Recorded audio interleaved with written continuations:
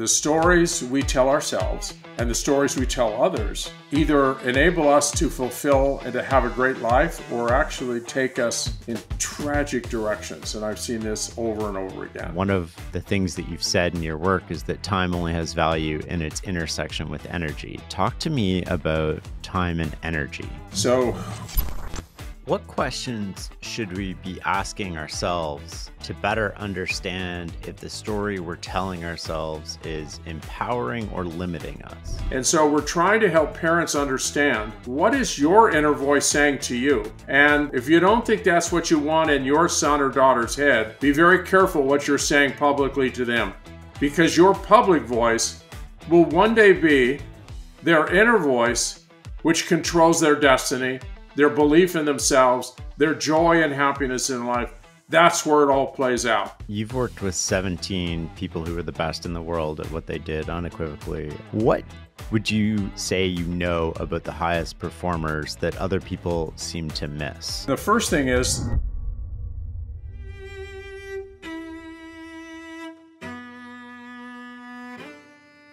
let's start with how we tell stories about ourselves to ourselves. We tell stories around work, family, health, happiness, and friendship. And the story that we tell ourselves in reality are often different. Sometimes our stories empower us and sometimes they limit us. And I'm wondering if maybe we could explore a little bit about the story you used to tell yourself as a father. I have 3 sons, and it wasn't until I became heavily involved in the field of psychology and mental health and performance psychology that I began to realize that just about everything we say publicly and privately in our head is a story. And we don't have direct contact with the real world. We have all this data streaming into our 5 sensory portals. And then our big neuroprocessor has to make sense out of that. And there's a preference for making sense in terms of what's already been loaded in. So if you get information that might be somehow contradictory to what's in there, you tend to just purge it. You tend not to listen, or you tend not to incorporate it. And, I wish I had understood it much earlier in my life. I began to realize that the way I spoke to my 3 sons, my public voice became a major factor in the way their private voice would speak to them as they grew older. When I realized that, I stopped on a dime, because I didn't want something that I might have said haphazardly. I said something off the cuff, that was actually not aligned with my values or who I really wanted them to think of themselves as. And you kind of think, well, they don't really hear it, but our brains are always listening. And there are some people that get direct access into command center, and a father, at least for a period of time, and the mother have direct entry into the sacred space where most of the meaning is created in our storytelling. If as a father I say to my sons, I don't know what's the matter with you. You're always screwing things up. I really wonder if I'd have had your opportunities, I would have been a star. And you say these things and you don't think they're really going to have much of an effect. You're trying to motivate them. But the more we have learned about the power of this inner voice in directing traffic, your inner voice, pretty much as we've learned it, determines your destiny. So every time I speak to my sons, every time I speak to my grandsons, I'm very careful that, is this what I want them to say to themselves when they start maturing in life? What questions should we be asking ourselves to better understand if the story we're telling ourselves is empowering or limiting us? Again, there's this level of awareness, and I have tried in my career to raise the curtain so that people understand that there's something going on that, maybe was purely automatic. And maybe the voice you got, you never really intentionally acquired, but suddenly you have this critic inside yourself, or the storyteller that we all have. You have to stop and reflect. I have rules of storytelling. They're not really rules, they're guidelines. And the first thing is, the rule has to be true. Is this aligned with reality? So the first awareness Am I making stuff up here that just is convenient for the moment to maybe make me feel better? Or is this aligned with really objective reality? Another one is this story that I'm telling myself, is it aligned with the best part of me, with who I really want to be in life, my values, my sense of purpose? Does this story take me where I want to go in life? Does it help me feel more optimistic and hopeful about my future? Or does it, in fact, give me a sense that, I'm not that capable, the world is tough, I probably can't make it, why am I doing this? This is stupid. I really want people to have this kind of automatic censor before you allow these stories to take form, that you intentionally, purposefully orchestrate them so that these stories are aligned with the best part of you. And if they were made known publicly to all the people that you know, or put on a jumbotron, you would be proud of the way you have been coaching yourself, talking to yourself about what's the storm that you're in, or about the future that you're crafting. I'm very hopeful that the more we can bring an awareness to people's lives. I have changed so many people's thinking about so many things in sport and outside of it. And it's basically the question you ask, which is, how do we make our stories really, really help us navigate better in life?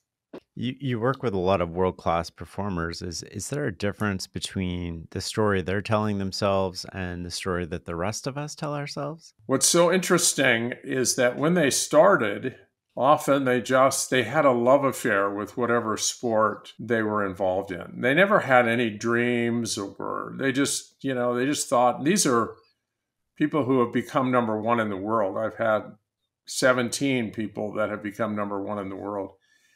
And when they look back, they're so astonished that where they ended up, because they never dreamed this was ever going to happen. They dreamed of being maybe a great tennis player, golfer, speed skater, but they never dreamed they would have this kind of accumulated success over so many years. But as they get more success, the possibilities begin to open up in their minds about what they can and can't do.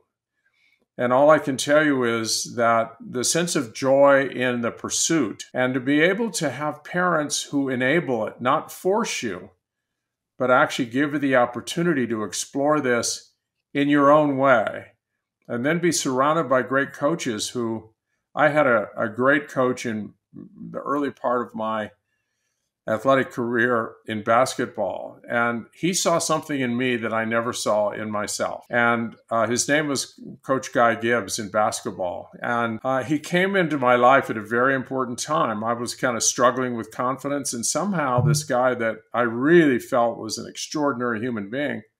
And that's the way we look at most of our coaches. I mean, coaches have a special place in our lives. He really just took me aside and said, listen, Loehr, you can be really good. And I'm going to push you until you get there. And I believe in you more than you believe in yourself. And that just, I will never forget it. I've written many books. He's now passed away, unfortunately. But in a lot of my books, I credit him for, coming into my life at an important point. And we never know when something that we say or do is going to impact someone in a powerful way. But most of the number ones and really high success athletes that I've worked with never really dreamed, when they have to pinch themselves when they realize, I'm number one in the world now. What the world? But as they pursued a love affair with their sport, it's very hard if you're forced to become number one in the world with a parent hanging over your head, or it just doesn't last. It's really unfortunate. And I've been there many times. It's not like you're starting out saying, I want to be number one in the world, and you really believe it, and you start and you're just beginning with the sport. There are a few that said they kind of knew. I know Novak Djokovic, who's probably the greatest tennis player, is the greatest tennis player of all time. One of his early coaches, her name was Yelena, said of all the young athletes that she had trained as a young little boy, she told him that he had the greatest potential that anyone that she had ever seen. And I think that kind of changed his perception of himself. Now, what if she had told him that and he really didn't have all that potential? You know, he would have continued to push as long as he had a love affair with the sport and really loved getting better and learning.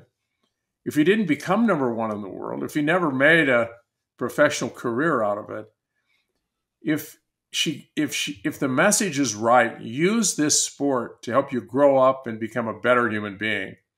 And if you become number one in the world in doing it, you know, no one loses. I don't care how far you go. But when you start out, it's pretty hard to believe you're going to be number one. If it is, it's probably just you're blowing smoke into the world. That's all it is, man. But you're trying to lift yourself up and maybe give you hope that someday you might be inspired to be like Novak Djokovic or any of your, the greatest athletes of all time in their sports.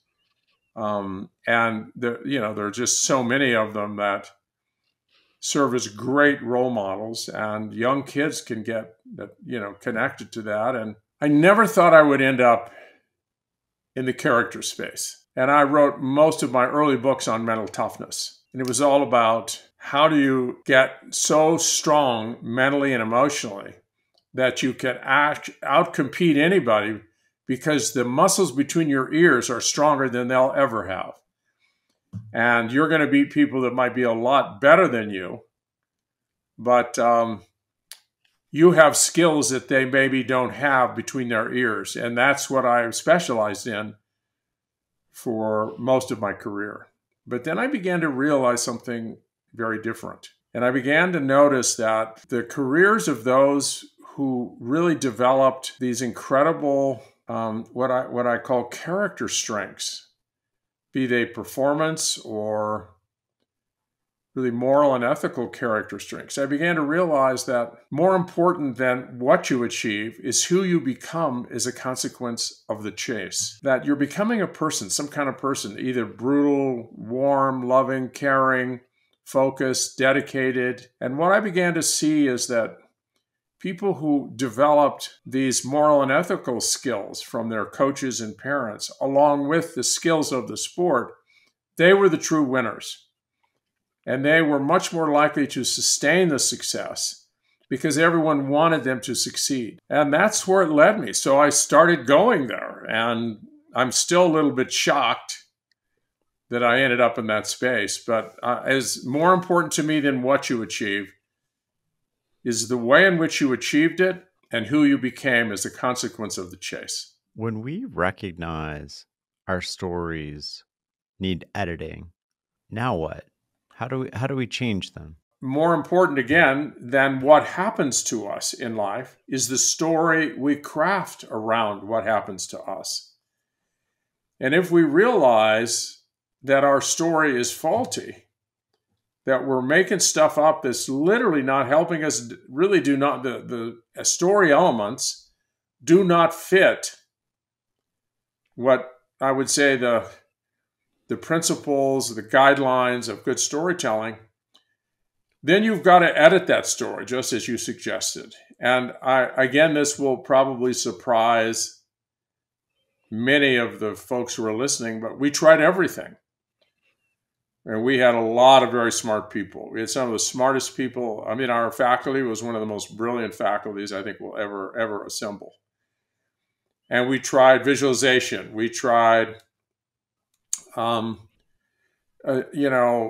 kinds of very interesting ways of kind of changing the way people actually process thinking and thoughts over a period of time, over and again. And what we finally concluded was that your hand writing probably had the greatest impact on neurological functioning, on the way in which these neural networks formed and were changed, than anything else we could do. If I were to ask you, if you needed to remember something, what would be the most likely thing you would do to remember it? You'd probably write it down. And this what we call an executive functioning. This area of the brain, this prefrontal cortex and cortex, there's something that's happening and moving the muscles of your hand that actually create a greater imprint and are much more likely to be sustained. There's a brilliant researcher by the name of James Pennebaker. He's at the University of Texas. And if you want to see the work he's doing on, I mean, it's incredible the kind of success on the protocols he's had in helping people overcome trauma with their hand, with writing skills. And, but we found that creating the story that works for you with your hand and rewriting it, several times from memory, and then reading it, and even using the voice memo on your phone, where you actually you talk to yourself over the phone, your voice memo capability, and then you play it back and you listen to yourself coaching you. So you actually, it's not having someone from the outside coaching you with their public voice. You are taking your private voice and making it public and now listening to it and trying to get a new way of having these neural pathways in your brain transfer information. And eventually, over time, the story begins to change. So it might be, I hate putting. I've never been a good putter in sport.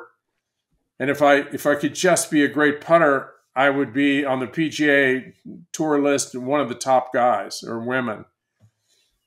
And then the story you tell yourself is, I just don't seem to have the ability to be a good putter. I've always had trouble putting, and I think this is my greatest never. So I say that you can't get there with that story. That story is so limiting. Here's the story that works for you. At this point in my life, the truth is, if you look at my stats, I'm one of the poor I'm one of the poor putters on the PGA Tour or the LPGA Tour. That's true. But I'm an athlete, and I have to tell you, one day I'm going to become one of the best putters, if not the best putter on tour. And I'll tell you why. Because I am going to devote more energy, more effort. I'm going to make this the most important part of my game, and I'm going to love doing it. And every time I see a green, I'm going to light up and say, fantastic. I have another chance to practice my putting and to get it right. And if I miss a putt, 3-footer for a birdie, I'll simply say, thank God I got that out of my system. Now I'm going to get better. And so you develop a running kind of narrative with yourself that builds confidence, builds belief, builds this, and you start by crafting the perfect story with your hand. And the more your hand works, and it actually, what we found, James Pennebaker hasn't found this though, but with our data collection, we found that it's more powerful to do it by hand than it is on a computer. And so we have everybody do it. You can print it, or you can put it, cursive writing, however you want to do it. But we prefer that you do it by hand, and each new iteration you do from memory, and then you compare it with the last one. And then you're putting new energy into this network where stories are told around putting or around your marriage or around your intelligence, your confidence. And that's what we've done over the years. We've had so many astonishing successes. And I had no idea any of this was going to surface. It all took years of practice and data collection to refine it. And I feel very grateful to have had that opportunity, what I call a living lab for helping distill a lot of the mysteries of how this miraculous human system is engineered. I love the nature of writing. We encourage that with sort of decision journals and as the means by which we can reflect, or one of the ways by which we can reflect, and one of the ways which we can learn to think as well. So not only do we discover through writing that we don't know what we're talking about always, but we discover new ideas and we come to a new understanding. It's so powerful as a form. And if you look throughout history, most of the people who we would consider the greats of history at one point or another have journaled. I completely agree. And it was something that I started with after learning about this with a lot of our clients and so forth.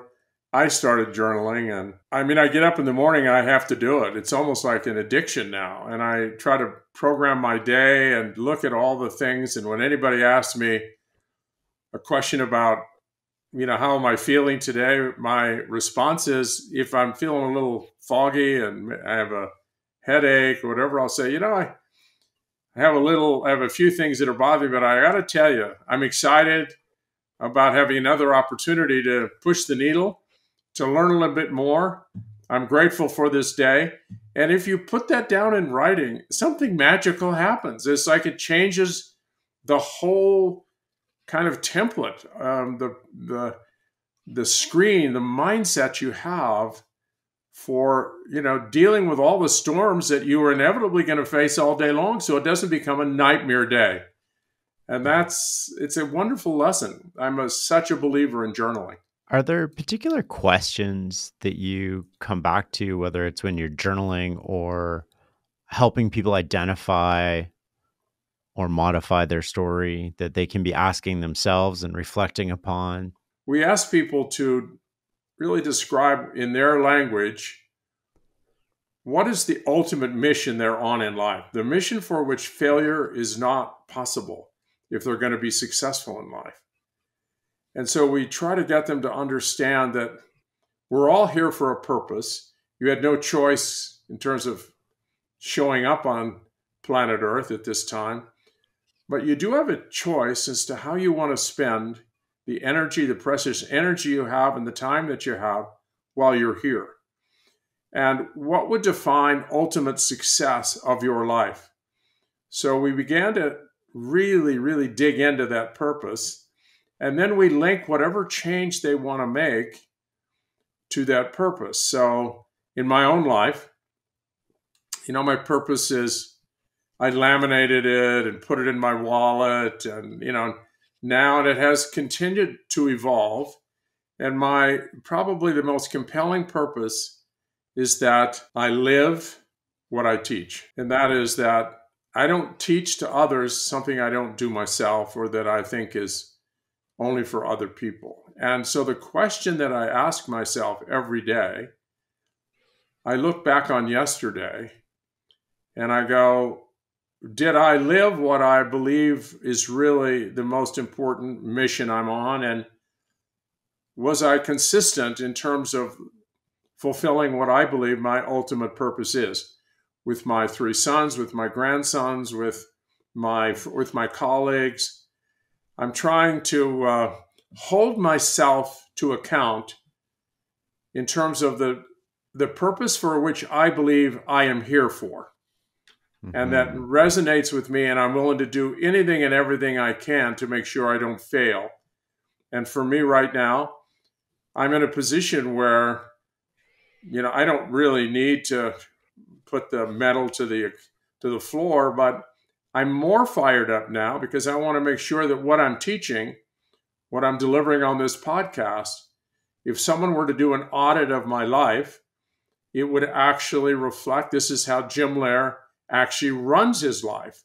It's not just something that he speaks about, but he applies it first to himself, and then hopefully by example, people will be interested in hearing more about it. I want to come back to something you said earlier about as children and grandchildren, we sort of inherit the stories that were told by the people in our lives. And, you had a great teacher, and that was a powerful change of your story where he or coach, I guess, he believed in you before you believed in yourself.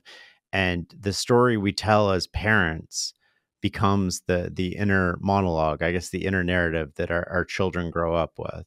What are the things that we can do as parents listening to change that for the positive with our kids when they come home with a test that they, maybe they failed, or they're struggling with something, or um, how can we change the story that we're telling them so it becomes a different story that they're growing up with and a different story they're inheriting from us? A lot of people are not even that aware of this inner voice until someone makes them more aware of it. And a lot of the athletes that we worked with thought that whatever is going on between their ears is just like you're pushing air around.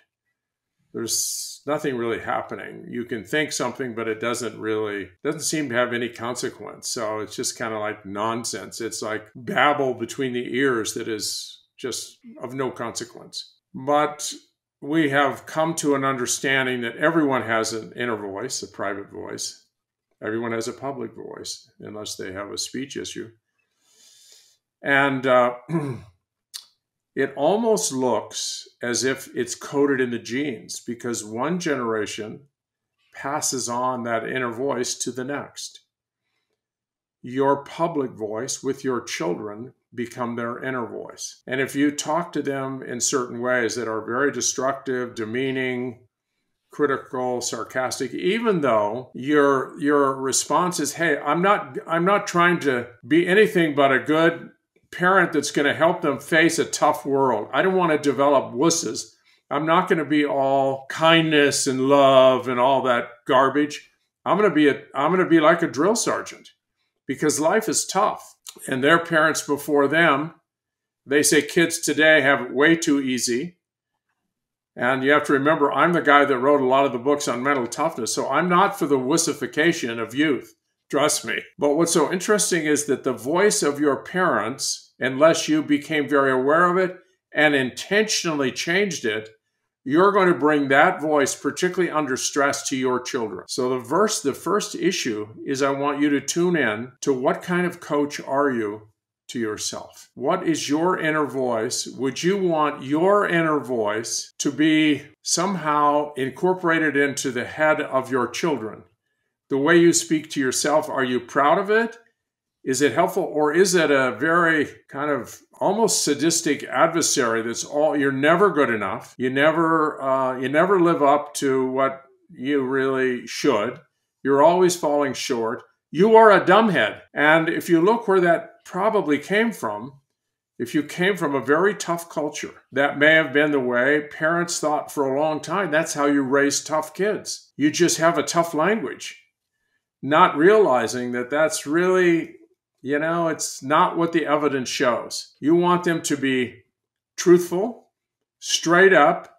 You may want them to have a voice that's, at times really tough, and they pull themselves up by their bootstraps, and they're not wimps. They're going to be strong and handle life's stresses in ways that would make them very proud. But it's not this harsh inner critic where they're actually fighting two battles all the time, one with the outside world and one with themselves. It's an exhaustive, two-front battle. And so we're trying to help parents understand, what is your inner voice saying to you? And be very careful. If you don't think that's what you want in your son or daughter's head, be very careful what you're saying publicly to them, because your public voice will one day be their inner voice, which controls their destiny, their belief in themselves, their joy and happiness in life. That's where it all plays out. That voice no one hears but them, that will be the only voice that's in their head until their death, will come likely from you. And when you realize that, you're probably going to change the tone and the message in many important ways. I think that's so important. It's sort of like a realization that you don't know you're having this impact in a certain way. And then when you realize that that's where you got your internal voice, it sort of makes it hit home a lot.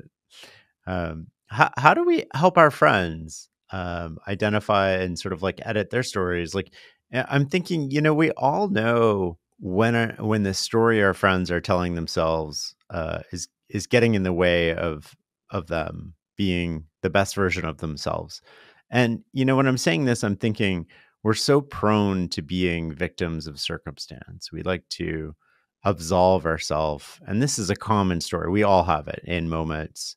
I'm sure you've had it. I mean, I've had it. Everybody else has it. How do we become a good friend in that moment and help somebody? Or is it worth that? Or can you actually do anything when somebody's sort of blaming circumstance? Or I'm thinking also my kids, right? They come home and they're like, I did the best I could, and they kind of shrug their shoulders sometimes and absolve themselves of responsibility. And how can I act in those moments? So the the issue is, how do you get through to this inner core of a person, to their inner voice, this control central? Hmm. Um, because your kids can just shut you out. They hear you, but they don't really, it doesn't register. And sometimes they hear their peers much more powerfully than they're going to hear you, particularly after they reach a certain point Yeah. where they're starting to strive for independence. They kind of lock out a lot of adult messaging. But what kids don't want to be is preached to. They don't want to be preached to. The great wisdom seekers in our history, when they were trying to, let's say in the American Indian tradition, they would tell stories. They tell stories that actually don't bring defensiveness. What defensiveness does, it means I'm locking you out. You're threatening me with your bloody preaching. And so the more parents can say, I'll just give you a quick little anecdote here about my life that I learned, and you give them a mindset. Say, I was not a good student, and one day I had a teacher who took me aside and said, "Listen, I don't know what your issue is, but you seem to be, angry every time you come in the classroom, and you don't want anyone to call on you. There's no joy here." And I would just like you to think about this. I've had lots of students like this. And there is a joy in learning if you can dig it out, and you provide them with a little different perspective. Carol Dweck, the brilliant developmental psychologist who developed this notion of mindset.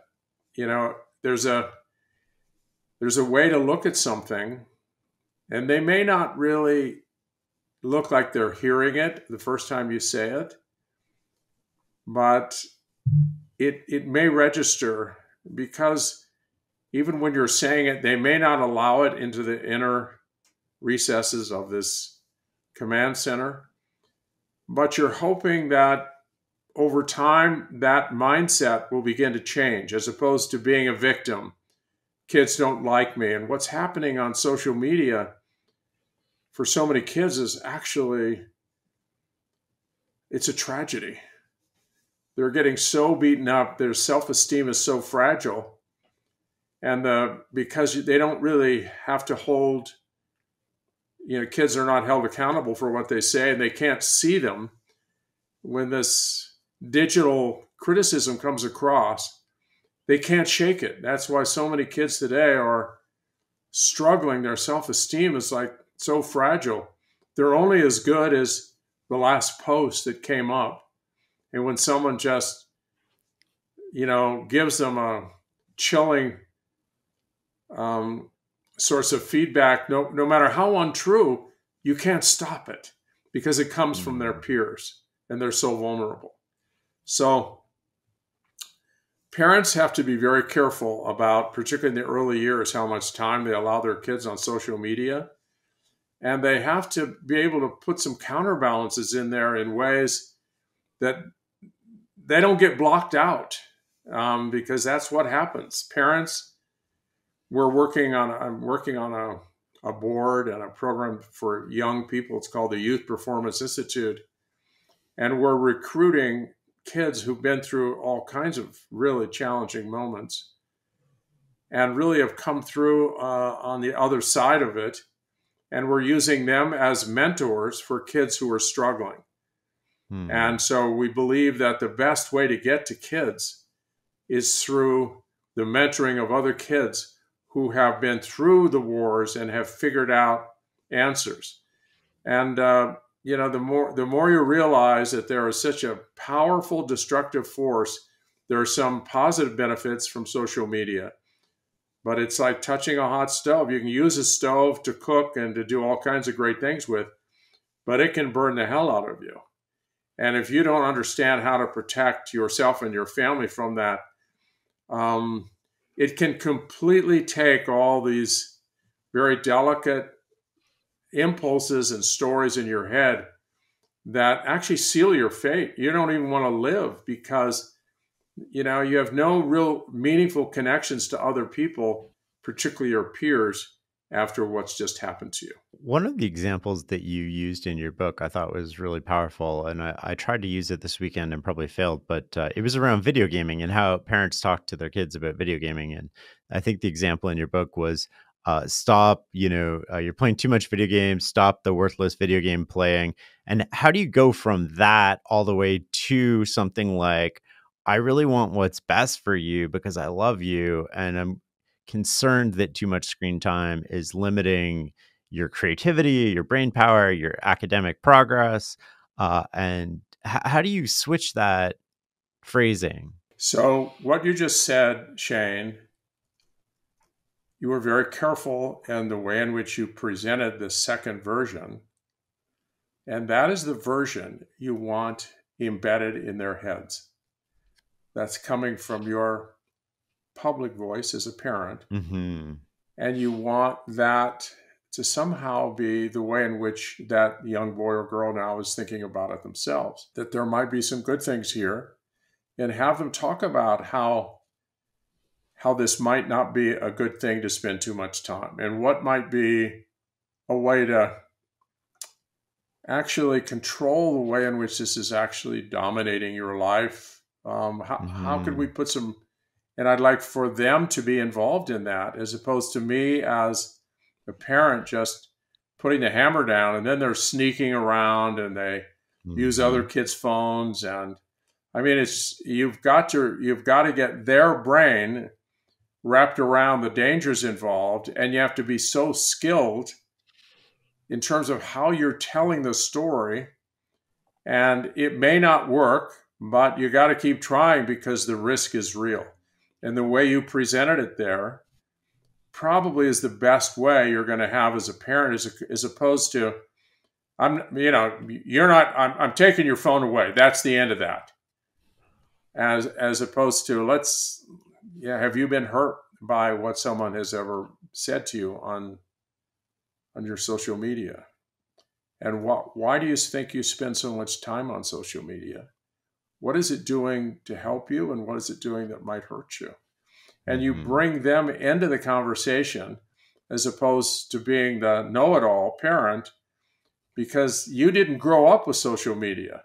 So they don't even think you understand it. And you probably don't because you were never there. So you have to really be very careful about how you present a potential solution to a crisis that could be really deadly.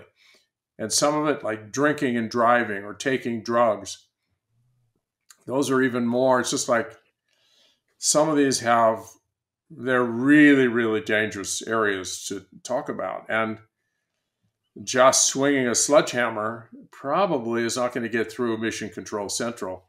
You're going to have to spend time getting them to think about this. What would happen, just hypothetically, if you were drinking and driving and you were in an accident and someone got seriously hurt or died?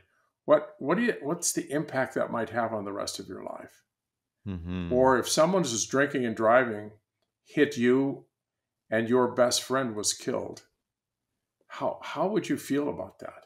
And getting them to kind of look at it through those eyes, as opposed to some mandate. If I ever catch you drinking and driving, trust me, I'm taking your keys away. I think, especially with the drug thing, that's really hard. I have two teenagers, 13 and 14. And, on the weekend we walked by somebody who clearly overdosed, I think, on the sidewalk. And it's tragic. And I felt, compelled to talk to them about this moment afterwards. And the only thing that I could really muster was, you know, I don't think he thought he was going to be addicted when he started. No, nobody thinks that that's going to happen to them. 100%. So that notion, there, but for the grace of God, go I, go me. It's like sometimes, some of these folks are victims of mental illness. Sometimes they Mm-hmm. have had a very, very severe injury, maybe an accident, and they started taking painkillers and they got addicted. That we didn't know how addictive some of these different classes of anesthesias, analgesics, all this, that actually it's the area of the brain called the nucleus accumbens and the release of dopamine. And some people are just far more likely to become addicted in even a Mm-hmm. single, experiment with some of these drugs. But they never intended, they never dreamed, if they had known this was going to be the consequence, they would not have gone there. Yeah. And all of a sudden, they have to get their fix and they have no money. So now they're forced into crime.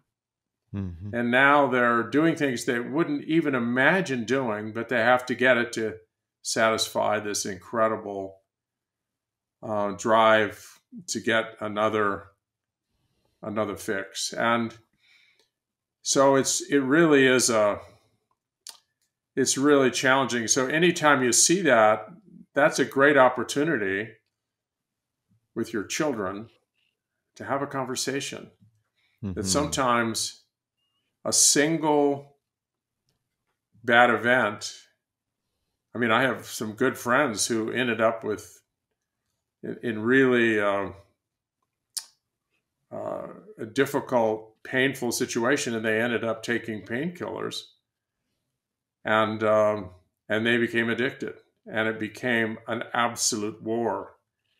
And their spouses wanted to divorce them. No one could understand it. They had to go to all kinds of rehab for the third time. And one of my close cousins ended up in jail because they had to go and it's just a very, very, and it's treacherous, and it seems like it would never happen to anyone in your family or any one of my kids. But anytime you can prepare your loved ones to be very careful, you can save a lot of very, very sad, terribly unfortunate consequences in life. You've worked with 17 people who were the best in the world at what they did unequivocally, and you've worked with tens of thousands, if not hundreds of thousands of other people who would be considered sort of in the top 1% of their particular domain or field, whether it's in business or um, athletics. What would you say about the highest performers that other people seem to miss? When we come into the world, we just fight to try to get a sense of, just, hey, I'm not a complete idiot. You're trying to just find some confidence. You're always put in situations where they be emotional, social, classroom situations in math or science, or you're not a good communicator, a good writer, and you're always pushed. You try to get into sport. You're not that good at it. You can't find the right thing. So most of us don't know what our potential is. The thing that's amazing to me is that, these folks who become such extraordinary examples of genius, most of them had no clue that this is where they're going to end up. And they tended to end up in a situation where they had the opportunity to flourish, where something a light went on inside them. Maybe they had no idea that they would be, a genius in math. But they ended up with a physics teacher that they fell in love with. And all of a sudden, they started realizing, hey, I got some talents in this area of science and I love it. And all of a sudden now they're on a whole interesting career path. And others, we all have, it's really discover your strengths. Everybody has strengths, but it has to be discovered and it has to be aligned with what your interests are. What we've found is that you tend to like doing what you're good at. Not always, but, some people say, I'm really good at that, but I hate it. It doesn't happen that often. If it's really that challenging and you find yourself, it's almost like easy, it's seductive. You like doing things that actually bring you great success.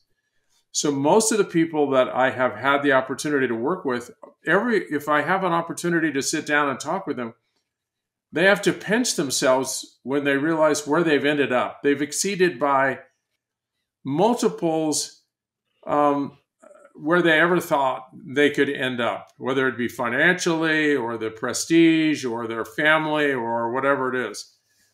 And then there are all those that just never really caught fire, never really found that. And that's the beauty of a great teacher, a great coach.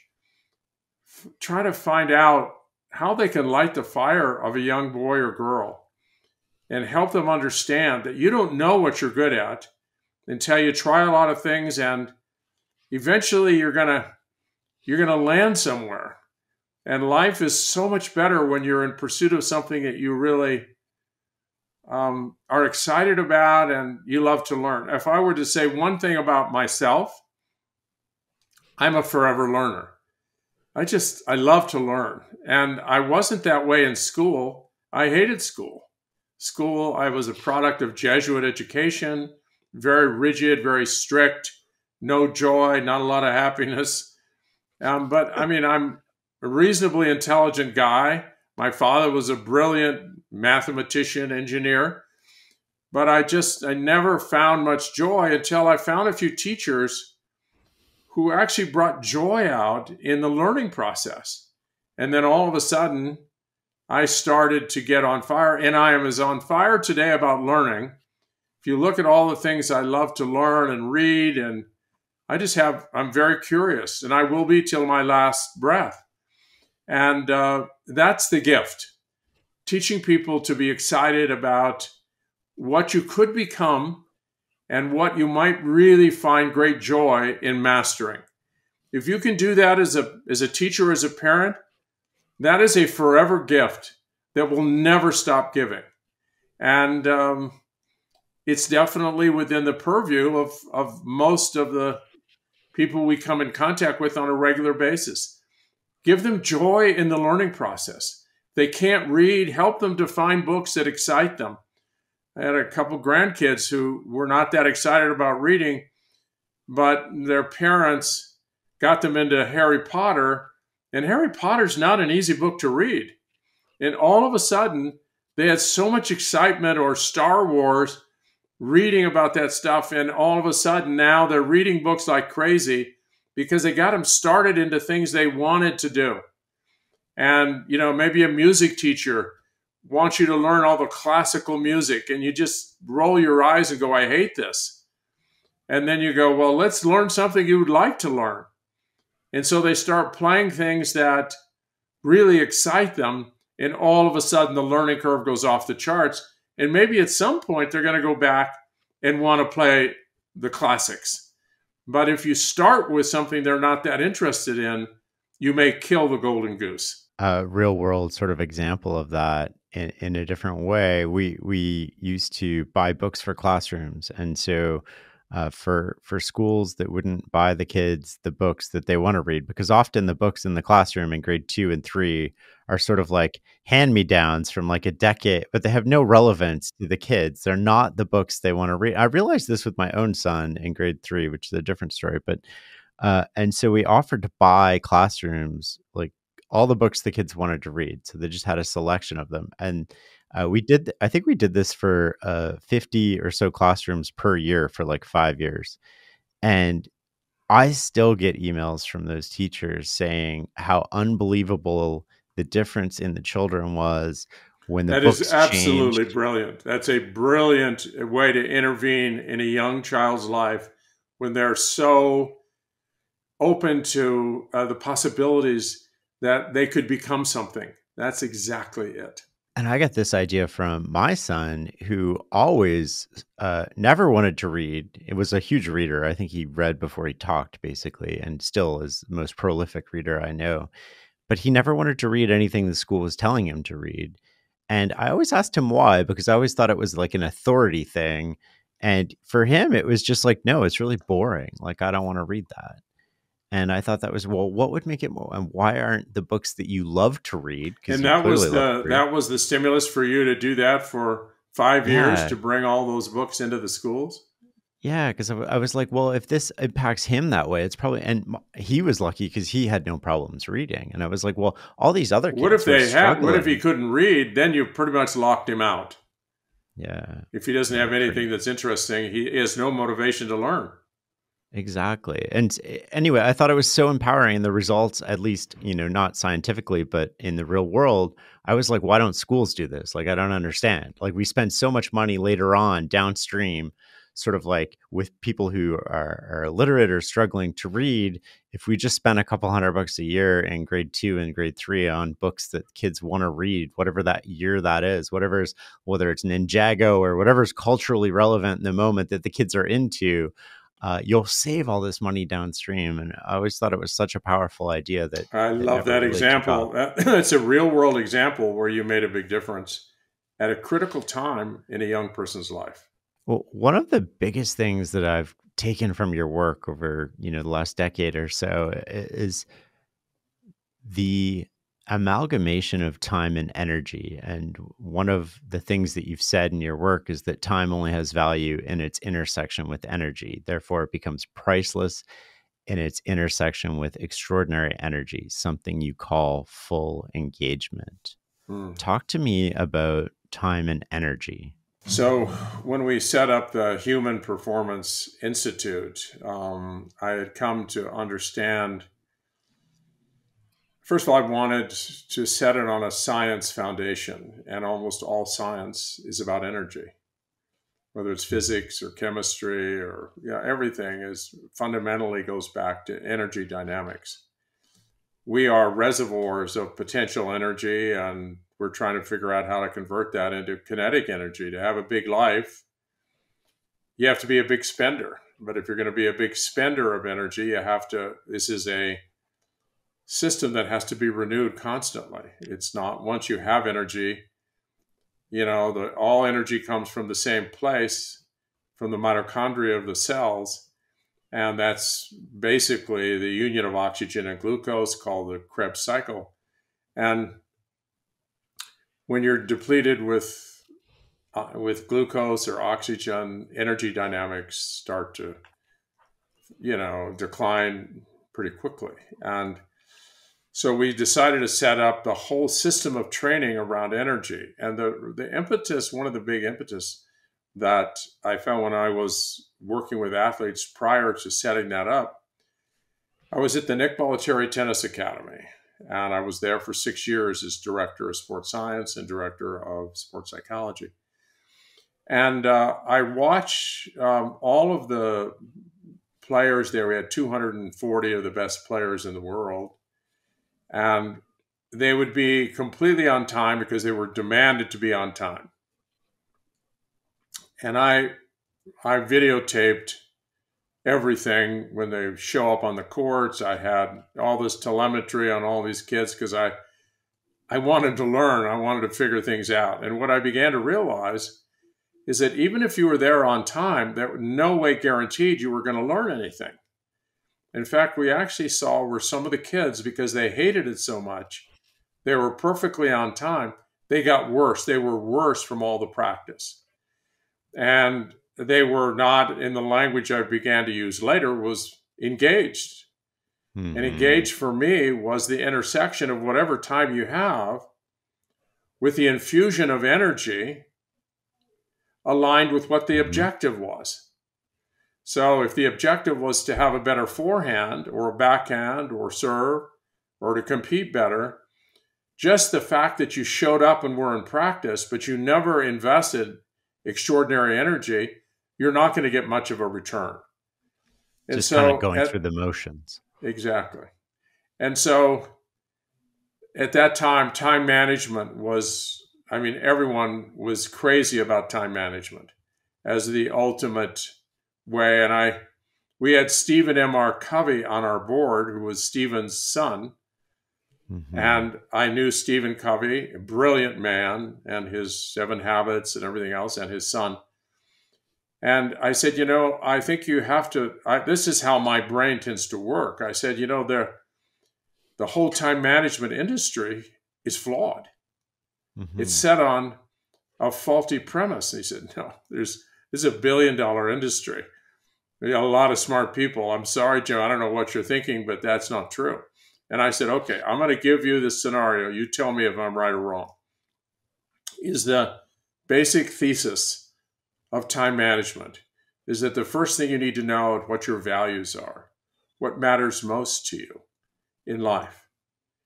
And once you do that, you have to very courageously begin to invest time in all those things that really make the greatest difference for you, that will bring success as you define it. And the more you do that, the more successful you will be. But you must invest time in the things that matter most to you. And that's why time management is so important. And I said, how close am I to that thesis? He says, no, that's basically it. And I said, well, I will tell you. The investment of time has no value, has no valence, has no force. Until time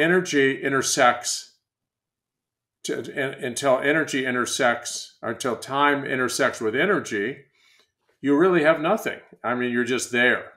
You can be present with your family, but because you're there, is that going to move the needle forward, being a loving, caring mother or father? And the fact is, no, you're going to have to invest energy aligned with a mission. Time doesn't give you anything except the opportunity to make the investment of the one thing that changes the needle, that changes everything, and that's your energy.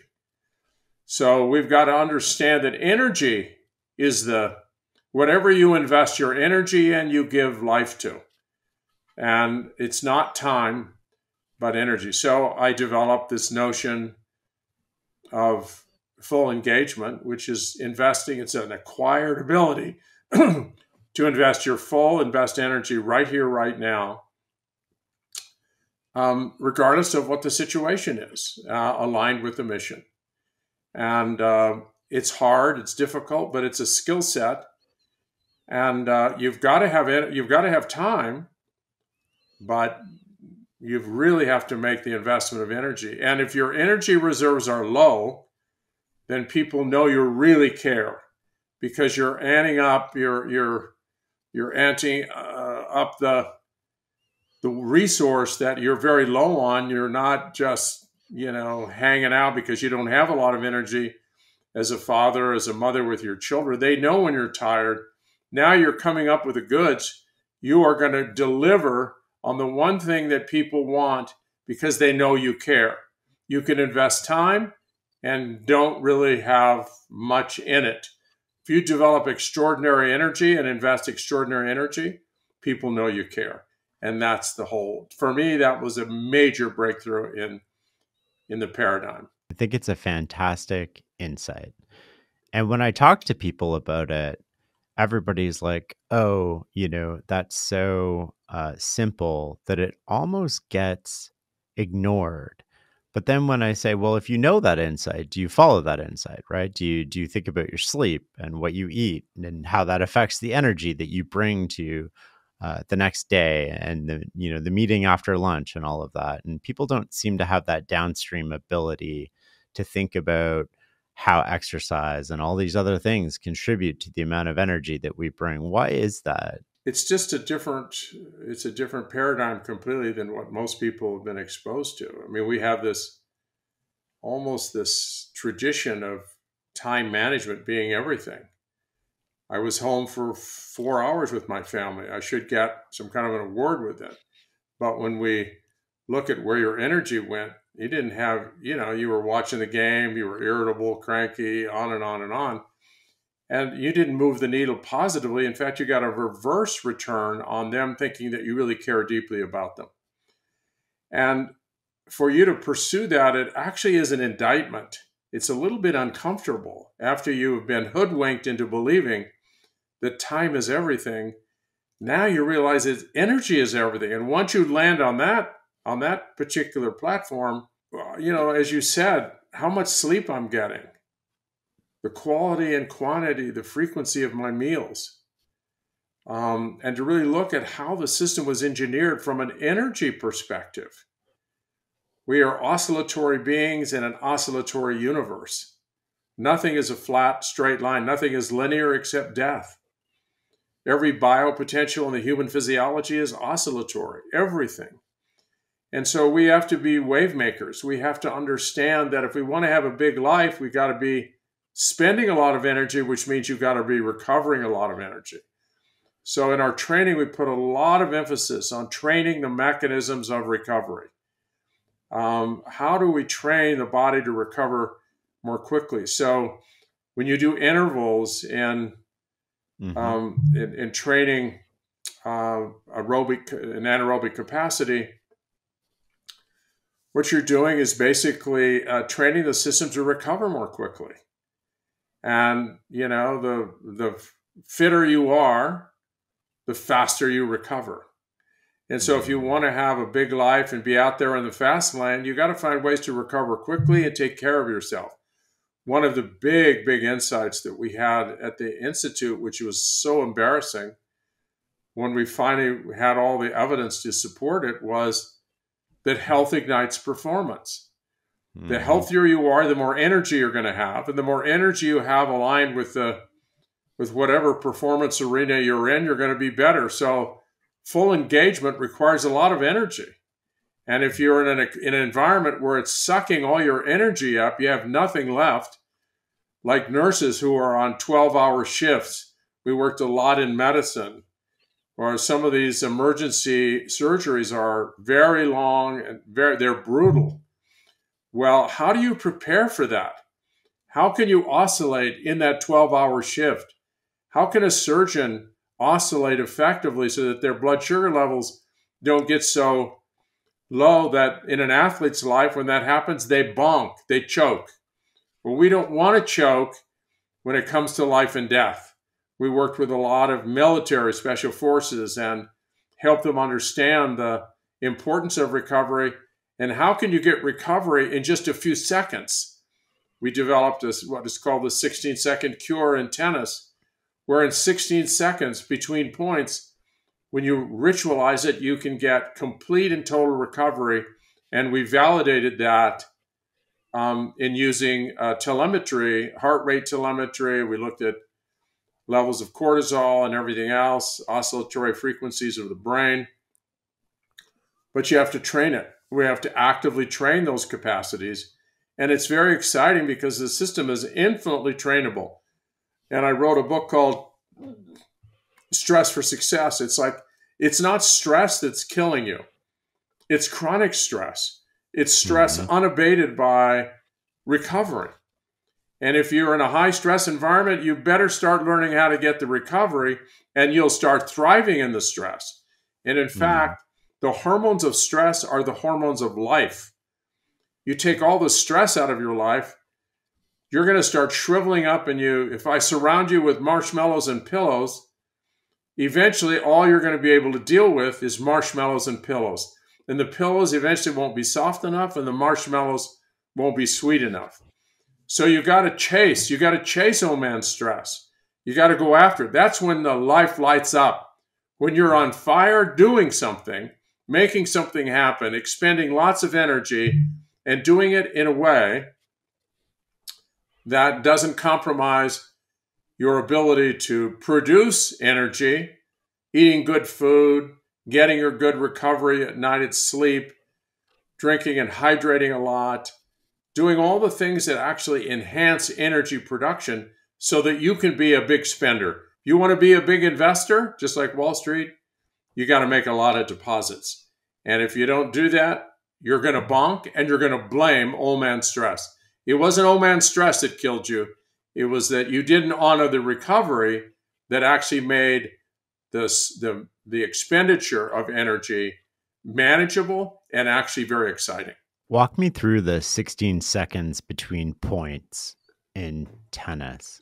Again, all this data collection I was doing at the Nick Bollettieri Tennis Academy, I had them all hooked up to all this telemetry, looking at heart rate variability, and we did the same thing with voice recorders on. They wired them up so they were supposed to put verbally and with their public voice everything they were saying to themselves privately. And we began to realize that the between point time in tennis, which is roughly 20 to 25 points, depending upon the tournament or whatever, and the time that we started doing this work, we began to realize that if I just took video of people playing points, you couldn't tell how mentally tough or how effective they were under pressure. But if I looked at the between point time only, you could tell who were those that were actually extraordinarily good competitors and who were not. And you didn't even need to see the points. And about 70% of a match is not when people are playing points. It's actually between point time, which is major. And anyone that would think that 70% of what you're doing between points doesn't affect what you're doing during points, I mean, you have no idea how the system is integrated. So when I started talking about the between point time in tennis, people thought I had duly lost my mind. No one had ever looked at the between point time. And so we I took, as a lot of the coaches would do, if you want to have a great forehand, you look at what are the common elements in the 10 best forehands in the world, and you teach those. And you almost never go wrong. A lot of it is personality, but if they're all doing the same thing, you're probably pretty well assured that those are important elements. So we did that between points, and we found those who were the best competitors. We took the best competitors on the men's and women's tour at that time and looked at all those things that they did in common that were not just personality dynamics or anything else. And we developed a training system between points based on those 16 seconds. We found that Steffi Graf at that time took the shortest amount of time of anyone on the tour. And basically, so we said, you need at least 16 seconds. So some people would just walk right up and serve or just right away jump into it. And we said, no. The system has to recover. You have to make waves. And we began to realize that the fitter you were, the faster your heart rate would come down. And we actually developed a computer that actually determined what your ideal range of heart rate was prior to starting a point. If your heart rate was too high or if it was too low because you kind of gave up and there was no intensity, you're not going to likely perform well. And anger would send your heart rate over the top, fury, anger, frustration, all that stuff. It would block recovery. And so we began to develop this concept, and I made a video of it. It became maybe the best, most widely watched video in tennis history. And we just did our second version, and it's free to anyone in the world. There's no charge for it. We have all the current best players in the world who are involved in that. And you can get it. It's available on Gotta, Gotta, GottaTennis.com. And there's a link there that says 16-second cure. It's the 2.0 version, and it's free. So it was a big breakthrough in training mental toughness amongst tennis players. We did it then in hockey. We did it in a lot of sports, and we ritualized all the opportunities for recovery in other sports. But But the 16-second cure, basically, you start out with a positive physical response immediately when the point is over. Then you go through a relaxation stage.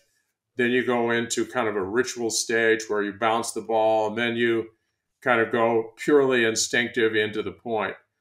And that video will show you in great detail with all the best players in the world, and they all do it. And but they learned it by instinct, although now the coaches teach it regularly to everyone.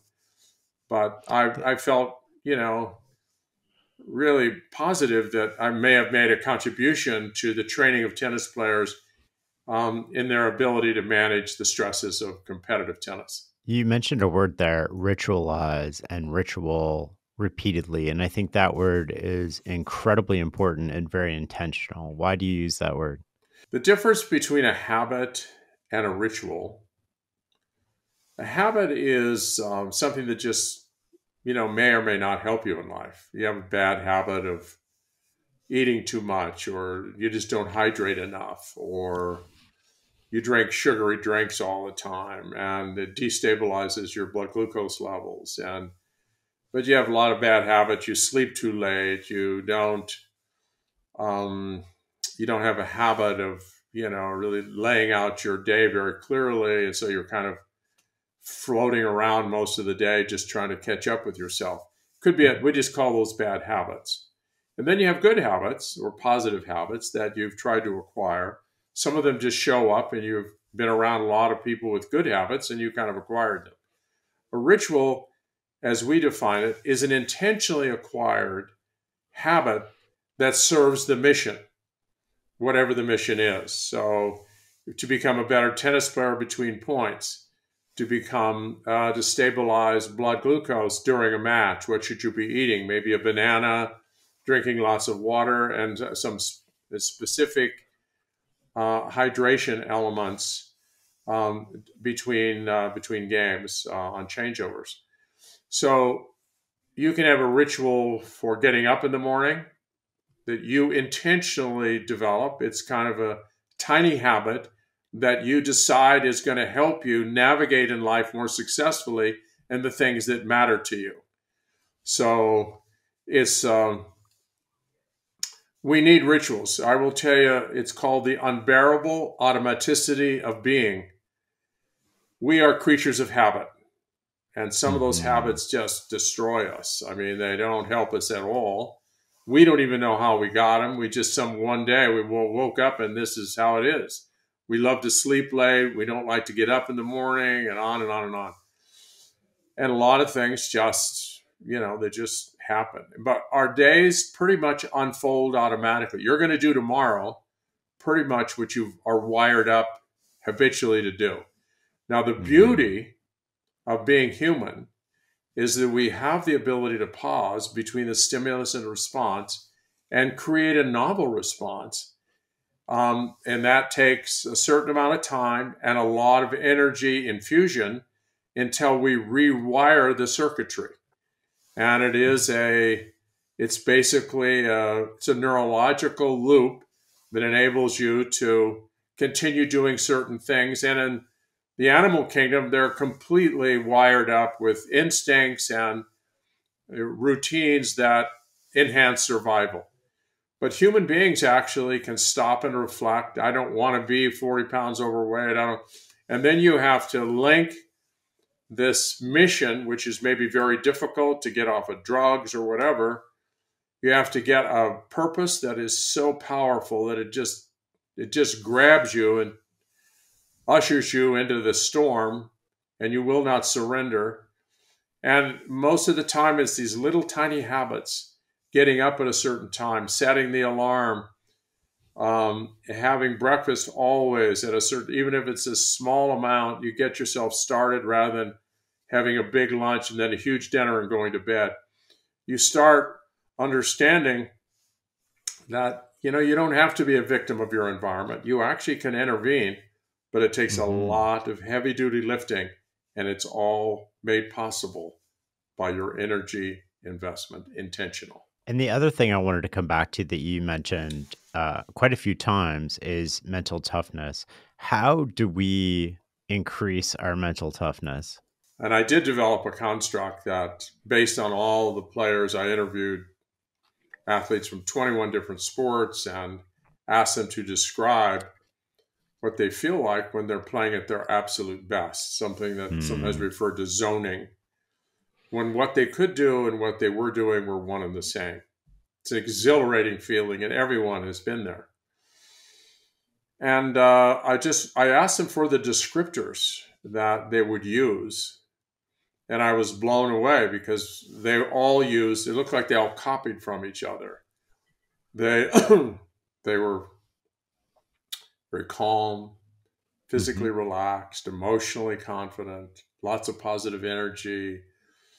There was a whole constellation. There were 12 of them that surfaced, and I used that as, I refer to it as their ideal performance state. And whether it was a linesman in football or a gymnast, it was like levels of intensity might change, but the feeling that they had when they're performing from inside was similar across all sports. So that led me to understand that there's an internal chemistry that's bubbling up that actually drives those feelings and emotions. There's a physiology that's allowing this, a very delicate balance in the neurophysiology and in the physiology of the whole body, this mind body connection. And so the question is, how do we train to actually get all of this chemistry to line up when we want it most? If you get a little too much cortisol, which is more of a defensive, survival based hormone, it throws everything out of kilter. All of a sudden, the brain waves start going faster, you get tighter, you get tunnel vision, on and on. And so it's a very delicate balance, and you never master it. You get close, you get better, and you have to do everything right, and you have to follow your rituals to do that. When I started, I called it mental toughness. And I began to realize that mental is only one component. Emotions also are a huge, huge driver of this chemistry, and maybe more important than what you're thinking and what you're analyzing logically. Emotions probably drive more of the chemistry than anything. And your Hmm. mindset that you set, obviously, the mental side is really important, but you can just completely come apart because your fitness, you haven't really achieved the right fitness. So now your cells are not getting enough oxygen, or you haven't eaten properly. Now you're really in a glucose challenge. Um, and maybe you don't even want to play motivationally. Maybe this is something your parents wanted you to do, but you don't really have a purpose that's your own, which will unwind, so that for this delicate chemistry to rise up, you have to really want it. You have to really have, the system has to bring out this amazing chemistry formula, which is not easy to mobilize, particularly in the context of pressure. So it's not mental toughness, it's mental, emotional, it's physical, it's actually spiritual as well. So we are a fully integrated species, and we've got to understand that everything we do affects everything else. And even the way you speak to yourself, the way you walk, the way you carry your shoulders. I flew all the way to Spain because I got a fabulous opportunity to interview one of Spain's most famous bullfighters. Um, Martin Vasquez, he's now just passed away, but he was a superstar. And I begged for the opportunity to meet with him because I wanted to know how a matador um, controls fear when they know that there's this massive bull who is going to do everything possible to kill them and to subdue this potential threat that the bull is seeing. And, if every time a tennis player, they choked, they double faulted, they got gored, it would make a big difference in how we play tennis or golf or any other sport. So I asked Martin, I said, listen, he said, you've come all the way from America. What is it you need to know? And I said, I just need to know how a bullfighter controls their nerves. How do you control Hmm. fear? How do you keep from being paralyzed? Because when you choke, you're very likely going to get gored and can very possibly die. And he smiles and he says, "Is it not obvious, Jim?" And I said, "No, I came all this way. It's not that obvious." And he said, "Have you ever seen a bullfighter in the ring show anything but supreme confidence? Have you ever seen them mope around with rounded shoulders, saying, 'I'm having a bad day. I don't feel like I'm on my game today'? Being negative or a little bit pessimistic and irritated at the bull because the bull is just not cooperating or whatever. You see nothing, every step, every movement." He said, "We start training as a young boy at a very early age on how to walk, how to turn, how to carry our shoulders, where to put our eyes. Every single detail is done meticulously." And he said, "The bull can see that and knows that you have no fear and that you dominate the bull by your presence. We control fear by our physical presence." And so he was very articulate, and I was mesmerized by the whole thing. And we looked at videos, and it was really quite. So I brought it back to the States, to the Nick Bollettieri Tennis Academy, and we showed all this video of bullfighters, and we developed what I call the Matador Walk. And I would take tennis players out on the court and teach them how to walk, how to turn, how to look, how to control their eyes. And I will tell you, it had a profound effect. They thought it was a little weird in the beginning, but they saw the results they were getting and how they felt much more. If you want to be fearless, you look fearless. If you want to Hmm. control the chemistry, you have to look on the outside the way you want to feel on the inside. And that was the insight. It's powerful. It also relates to the stories that we were talking about earlier. It sort of comes full circle. Right, exactly. You can control your chemistry from the inside out or from the outside in. You can work with meditation, with thoughts, with ideas, with private voice, or you can work from the outside, working with your actual physical muscles and the way in which you carry yourself. All of it can either contribute or undermine your ability to achieve your potential. That's a really powerful way to take control. No matter where you are in this particular moment, you can Exactly. always do something to sort of move forward. I want to end with the same question I always ask, which is, what is success for you? I want to make a difference in the lives of other people, and I have a very um, kind of opportunistic kind of stage where I can help people if what I am saying is true. And success in my life is helping other people be successful in things that matter to them.